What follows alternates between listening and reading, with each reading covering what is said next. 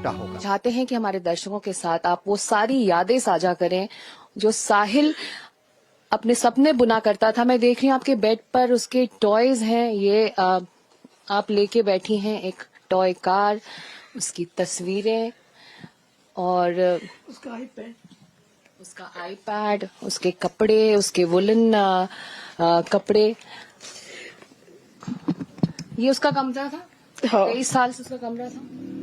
नहीं, हम यहाँ पे 2015 में आए थे। पहले मेरा वाला रूम उसका था, फिर उसने चेंज कर लिया ये रूम। ये बताइए, ये तस्वीर क्या बता रही, क्या इसमें वो बताना चाहता था उसके आईपैड में जो तस्वीर है? ये उसका ड्रीम होम था। तो मम्मी, मैं आपको इस घर में रखूंगा, ऐसे घर में रहेंगे हम, मेरे को जाने दो बस आप। ऐसी ये मेरी कार है, ये मेरी ड्रीम कार है, ये देखो। ये साहिल की ड्रीम कार, साहिल का ड्रीम होम, साहिल के सपने इन दीवारों में इनाजी पूरे तरह से इस वक्त दिखाई देते हैं। 2025 will be my $100 million a year dream, discipline. Sahil क्या करता था, क्या कहना चाहता था वो? उसके मेडल्स, क्या ये जब लिखता था तो क्या आप पूछती थी क्या लिख रहा है वो? मैंने जिस दिन देखा, मैंने कहा ये तूने कैसे लिख लिया ऊपर, और ये क्यों लिखा है? कह रहा है मैं अपने गोल सेट कर रहा हूँ, आपको क्या प्रॉब्लम है, मेरा रूम है, मैंने अपने लिए गोल सेट करे, मेरे को आप नहीं समझोगे। मैं अपने लिए सेल्फ मोटिवेशन, ये सेल्फ मोटिवेशन के लिए मैंने लिखा है सब कुछ, आप नहीं समझोगे। मेरा रूम है, मैं अपने रूम में जो मर्जी करूं। ये जो मेडल्स हैं, इनमें से 6 या 9 मेडल एक ही दिन में लेके आया था सेंट एंड्रयूज कॉलेज। एक ही दिन में 6 से 9 मेडल। ये मेडल्स का किस लिए मिले थे उसे? ये स्पोर्ट्स में एथलीट था? क्या खेलता था वो? बहुत कुछ खेलता था, फुटबॉल भी खेलता था, टेबल टेनिस भी खेला हुआ है उसने तो फायर रिंग में से 3rd क्लास में, छोटा सा था तब से जंप भी किया हुआ है। लाइव फायर रिंग में मेरे बेटे ने 3rd क्लास में जंप कर लिया था, ही वाज टू स्मॉल। और वही उसके जो पुराने स्कूल वाले हैं, दे वर शॉक्ड। पूरा स्कूल मुझे बोलता था तेरा बच्चा बहुत हिम्मत वाला है भाई, तेरी तरह बहुत हिम्मत वाला है तेरा बच्चा। छोटा सा 3rd क्लास का बच्चा फायर को देख के ही डर जाता है। उसने लाइव जंप किया था उसमें से, रिंग में से। बड़े सपने देखने वाला साहिल था। आप जैसा कि इनाजी बता रही हैं, देखिए ये poster, they want to fly first class, I want to own the plane. तो ये साहिल का सपना था। रोनाल्डो को फॉलो करता था। रोनाल्डो का स्केच जी, ये वाला, ये देखिए। फुटबॉल शौक था उसका, फुटबॉल भी शौक था उसका। फुटबॉल अभी भी खेलने जाता था वो अभी भी थोड़े दिन पहले भी खेलने गया है। वो बुक करता था, वहां जाते थे ये बच्चे, ये अभी फुटबॉल खेलने जाते थे ये फ्रेंड्स वगैरह। 23 साल आपने अकेले उसको बड़ा किया, पाला पोसा। आज जब नहीं है, आप इंसाफ की गुहार लगा रही हैं, मांग कर रही हैं कि जो गलती उस नाबालिग ड्राइवर ने की, ऐसी गलती से सबक लेकर सभी पेरेंट्स दो बार सोचें जब अपने नाबालिग बच्चों को बाइक की, गाड़ी की चाबी थमाते हैं। आपको लगता है कि ये बदलाव इस वक्त आना जरूरी है? साहिल नहीं है हमारे बीच, लेकिन उसके जाने से आपको लग रहा है कि समाज में, हमारे पेरेंट्स में, हमारी जो अपब्रिंगिंग है, नाबालिग बच्चों को गाड़ी थमा देना, चाबी थमा देना जब 18 के भी नहीं हुए हैं, तो वो दो बार सोचें और साहिल की तस्वीर देखें। अगर आज नहीं सोचेंगे तो और माएं खोती रहेंगी अपने बच्चों को, कभी ना कभी तो, कभी एक साथ ज्यादा माएं खो देंगी, उस दिन याद आएगा लोगों को। दूसरों की न्यूज देखने में बहुत अच्छी लगती है, पर जब अपने ऊपर बीतती है तब पता चलता है, तब पता चलता है। मेरे पास तो कोई ऑल्टरनेट भी नहीं है, ना कोई फैमिली, ना कोई और बच्चा, ना कोई और रीजन। मेरे पास सब कुछ खत्म हो गया। एक ही काम बचा है, मेरे बच्चे को जस्टिस दिलाना बस। मैं अपने बच्चे के लिए क्या मांगूंगी? मेरा तो बच्चा ही नहीं बचा, मैं दुनिया से क्या मांग सकती हूँ? मैं तो कह रही हूँ अपने मेरे बच्चे की बलि से अपने बच्चों का भविष्य सुधार लो। अगर इसमें भी लोगों को अगर इसमें भी लोग सेंसिटिव नहीं हो सकते तो इस देश को युगों युगों तक कोई नहीं बदल सकता, कोई नहीं बदल सकता। आखिरी बार जब वो निकला था सुबह क्या कहकर आपसे निकला था? नहीं, मैं नहीं मिली उस दिन उसको।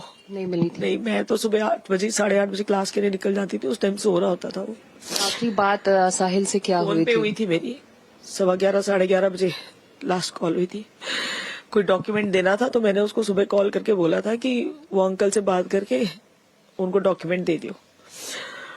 तो जब मैं अपनी क्लास से निकली मैंने उसको फोन करके पूछा, मैं धौला कुआं के आसपास थी, मैंने पूछा कि तेरी बात हो गई? हाँ मम्मी मेरी बात हो गई है, वो कल द्वारका आएंगे तो उनको सेक्टर 10 में ही वो पेपर देना है। मैंने कहा ठीक है, मेरी यही लास्ट बात हुई है। उसके बाद 1 घंटे में घर पहुंची हूँ, तो मैं आते ही मैं खाना खा रही थी क्योंकि मुझे निकलना था। तो मैंने सोचा चल मैं इसको कॉल करती हूँ।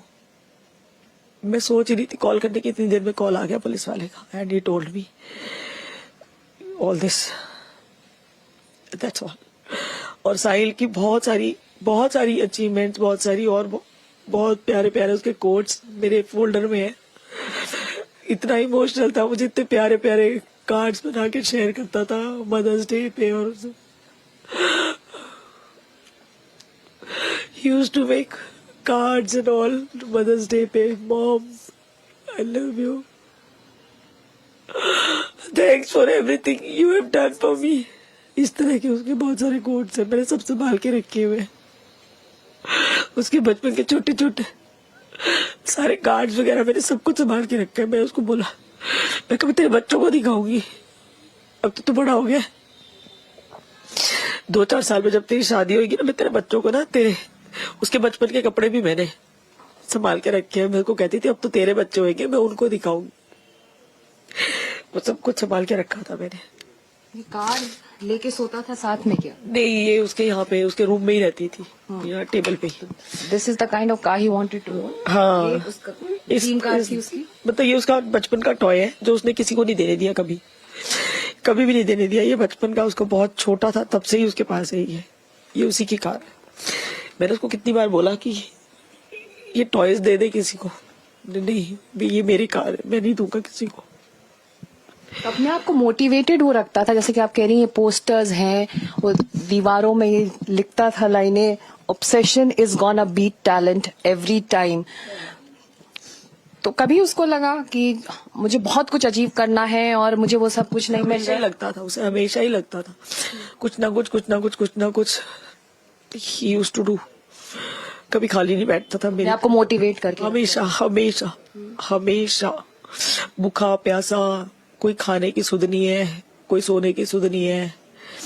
Every time he's in planning, every time he's in planning, every time he's in planning. kept himself motivated Neena जी। आपने अकेले उसको पाला पोसा बड़ा किया। आप लोग, आपकी भी दिक्कतें रही होंगी एक अकेले बच्चे को बड़ा करना। हाँ, स्ट्रगल भी था आपका इतने 23 सालों में? बिल्कुल, क्योंकि मैंने उसके फादर से कभी कुछ नहीं लिया। मैं जब से घर से लेके निकली मैंने उसको अकेले ही पाला है। I did hell lot of work, रात भी दिन भी। मैंने दिन में भी काम किया, रात को भी काम किया, डे एंड नाइट काम किया मैंने। और मैंने अपने बच्चे की एजुकेशन से कभी कॉम्प्रोमाइज नहीं करा।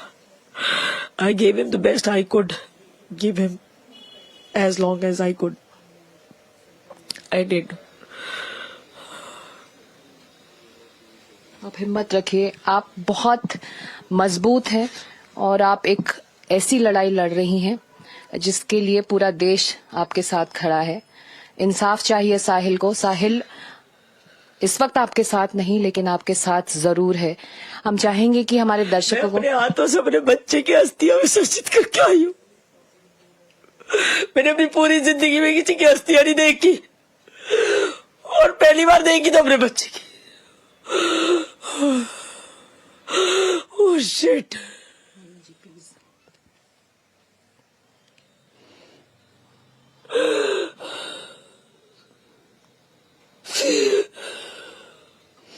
आप बहुत मजबूत हैं, आप एक मजबूत माँ हैं। पूरा देश आपको देख रहा है। इंसाफ के लिए एनडीटीवी आपके साथ खड़ा है और जैसे ही हम लोगों को ये जानकारी मिली, हम एज अ नेटवर्क आपके साथ रहे और हम प्रतिबद्ध हैं कि साहिल को इंसाफ मिलेगा। Ina ji, thank you. I want all media to be with me till end, not just in the picnic. Again and again, I'm requesting. That is a request. That's an appeal. अगर आप सच में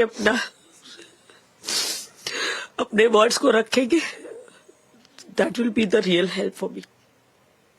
Thank you.